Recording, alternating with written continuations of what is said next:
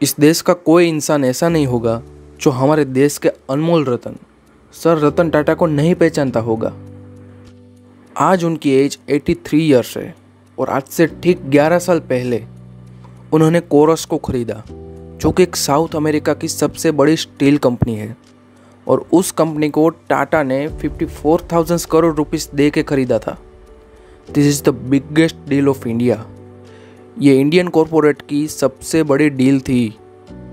और उस मीटिंग में सर रतन टाटा की 72 की एज में जो डिसीजन लेने की स्किल शो होती है, अनबिलीवेबल यार, अनबिलीवेबल। क्या गजब का कंसंट्रेशन है उनका, इस उम्र में भी क्या जज्बा है। कोरस की इस डील की फाइनल मीटिंग लंदन में चल रही थी और तकरीबन 150 लोग सर रतन टाटा की ओर से बैठे थे। उसमें से 10 solicitor, 10 chartered account, 10 general manager और बाकी के कई सारे लोग थे। और सामने कोरस कंपनी के 117 लोग बैठे थे। फेस टू फेस मीटिंग चल रही थी जिससे सारे पॉइंट्स क्लियर हो सके। और जब MOU तैयार हुआ, मेमोरेंडम ऑफ अंडरस्टैंडिंग, वो 1800 पेजेस का था। और इस 1800 पेजेस के एंड में रतन टाटा को सिर्फ सिग्नेचर करनी थी। रतन टाटा, रतन के 5 शब्द और टाटा के 4 शब्द, सिर्फ 9 शब्द ही लिखने थे उस MOU पे। उसके बाद 54,000 करोड़ रुपीस रतन टाटा को कोरस को दे देने थे। उस एक सिग्नेचर की कितनी कीमत है, उस सिग्नेचर की रिस्पॉन्सिबिलिटी कितनी है, आप उसका अंदाजा लगा सकते हैं। सिर्फ एक सिग्नेचर पे, सिर्फ एक ही सिग्नेचर पे 54,000 करोड़ इस पार से उस पार चले जाएंगे।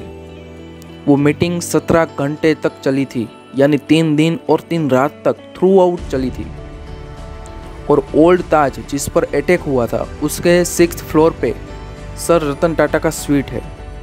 वहाँ पे वीडियो कॉन्फ्रेंस से मीटिंग को लाइव देख रहे थे। और ये लाइव कॉन्फ्रेंस कोई 1-2 साल पहले नहीं थी, आज से ठीक 11 साल पहले, जब एंड्रॉयड ने अपना मार्केट बनाने की अभी तो शुरुआत ही की थी।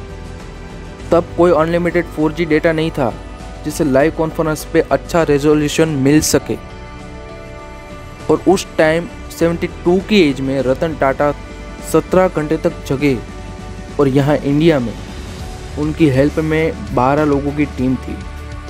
उसमें से 6 तो IAS ऑफिसर थे, जो बनना कई लोगों का सपना है।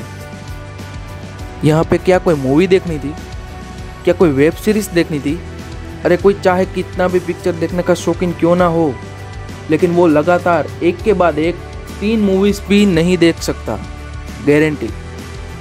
उसमें क्या आपको कुछ करना है, कोई लॉजिक लगाना है, कोई दिमाग पर जोर डालना है, सिर्फ बैठे बैठे एंटरटेन ही तो होना है। फिर भी हम थक जाते हैं, एक टाइम पे बोर हो जाते हैं। तो फिर यहाँ पे तो 17 घंटे तक तेज दिमाग लगाना होता है। एक पॉइंट जो डिस्कस हो रहा होता है, वहाँ रतन टाटा यहाँ पे सजेस्ट करते हैं कि इस पॉइंट में इस बात को क्लियर करो। और तुरंत उनका IAS ऑफिसर नोट करता है और चालू कॉन्फ्रेंस में मेल किया जाता है। और वहाँ लंदन में 2 सेक्रेटरी ऐसे होते हैं जो सिर्फ यही काम के लिए वहाँ पे एक्टिव होते हैं कि सर रतन टाटा का क्या ओपिनियन है बॉम्बे से। वही मेल रिसीव करना और जिस ऑफिसर के साथ वो रिलेट करता हूँ उस तक पहुँचाना। और फिर फाइनली 17 घंटे यानी 3 रात और 3 दिन थ्रू आउट मीटिंग के बाद थोड़ा रेस्ट भी हुआ। और रेस्ट के बाद फाइनल MOU तैयार हो चुका था। और वो MOU 1800 पेजेस का था। और उस MOU को रतन टाटा ने 2.5 दिन में, यानी 2.5 डेज में 12th बार पढ़ा। 1800 पेजेस को 12th बार रीड करना मतलब कितने पेजेस हुए? 21,600 पेजेस, वो भी A4 साइज के। हमें सिर्फ लगातार स्टोरी पढ़ने को किया जाए तो भी हम नहीं कर सकते, एक टाइम पे तो बोर हो ही जाते हैं। और यहाँ पे रतन टाटा को हर एक वर्ड पर ध्यान देना था, क्योंकि ये सारे लीगल डॉक्यूमेंट्स थे। एक शब्द भी गलत हुआ और वो नज़र में नहीं आया तो फिर प्रॉब्लम ही प्रॉब्लम थे। और फिर फाइनली सर रतन टाटा ने सिग्नेचर की और 54,000 करोड़ ट्रांसफ़र हुए। क्या गजब की एक्यूरेसी है उनकी, नहीं? लेकिन कई लोगों को लगता होगा कि भाई 54,000 करोड़ का सवाल है, कोई भी एक्यूरेट रह सकता है। आखिर अपने बिजनेस का सवाल जो है, आपकी इस बात में मैं आपसे 100% एग्री करता हूँ, 100% एग्री करता हूँ।